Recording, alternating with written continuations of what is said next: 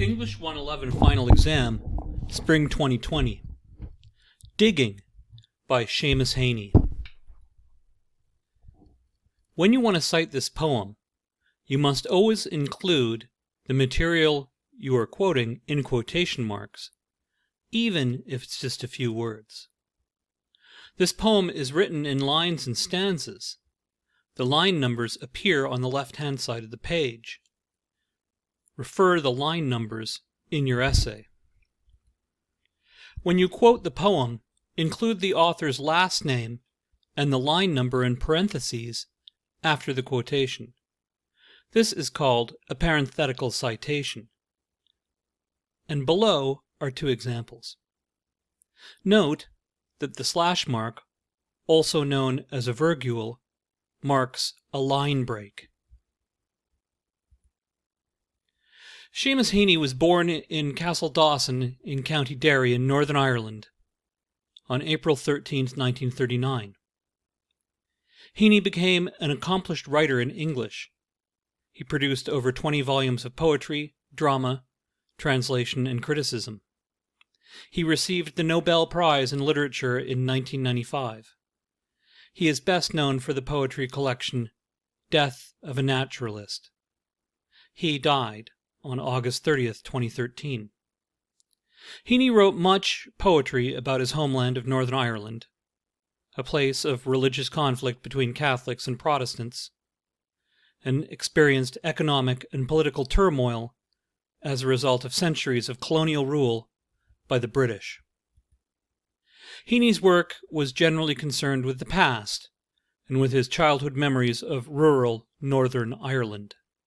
He once explained, "I learnt that my local County Derry experience, which I had considered archaic and irrelevant to the modern world, was to be trusted.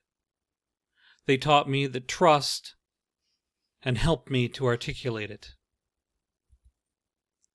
The first poem in Death of a Naturalist, Digging, presents themes that would dominate Heaney's poetry: his sensual love of his native ground, his fascination with work and all kinds of tools, his vision of poetry as a traditional, laborious, and sustaining craft, like farming. The act of digging is compared to the act of writing.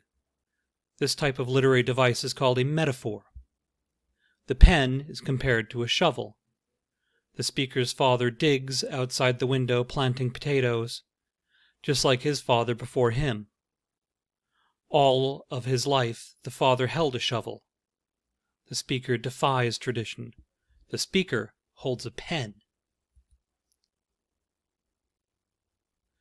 Digging is written in a form called an elegy. An elegy is a poem that commemorates a deceased person. Because Heaney wrote the poem before his father's death, it has been called an anticipatory elegy. The poem is divided into two sections, turning around lines 15 to 16. The first section focuses on the speaker's father, and the second on the speaker's grandfather. When we consider the imagery, it's visual throughout.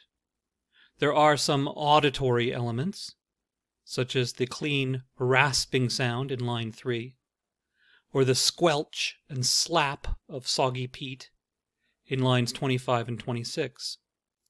We also have the olfactory, the cold smell of potato mold in line 25, and the tactile, snug as a gun in line 2, or coarse boot nestled on the lug, the shaft against the inside knee was nestled firmly in lines 10 and 11, or loving their cool hardness in our hands in line 14.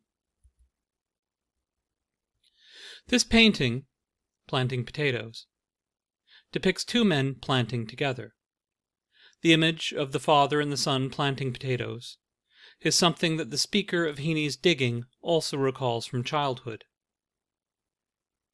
He rooted out the tall tops, buried the bright edge deep, to scatter new potatoes that we picked, loving their cool hardness in our hands from lines 12 to 14.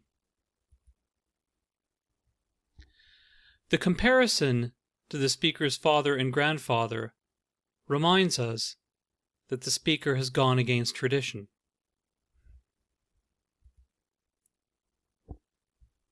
The potato is also a symbolic thing in itself. It's a staple food source. The father's digging produces food that will feed him and his family. The action keeps the family line going. But the speaker will not plant potatoes. If planting potatoes feeds people, and if the pen is like the shovel, then the product of the speaker's pen, his poem, must be like food too. This kind of logic is called a syllogism. It draws a conclusion from a set of building assumptions. In this case, the speaker's comparisons lead to a false syllogism.